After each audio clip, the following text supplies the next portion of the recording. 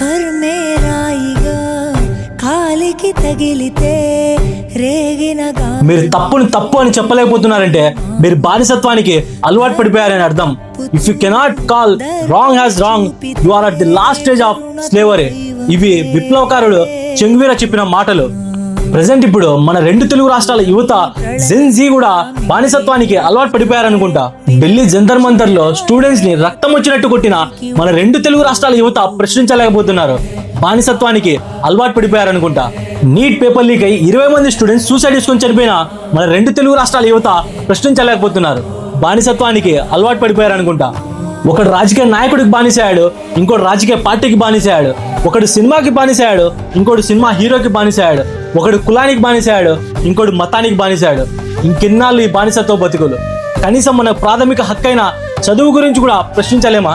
ఒకటి మాత్రం గుర్తుపెట్టుకోండి, పార్టీలు వస్తుంటాయి పోతుంటాయి, ప్రజలు ఉంటారు పోతారు, కానీ ఈ నేల శాశ్వతం. ఈ నేల కోసం నువ్వు చేస్తున్న ఈ పోరాటం శాశ్వతం.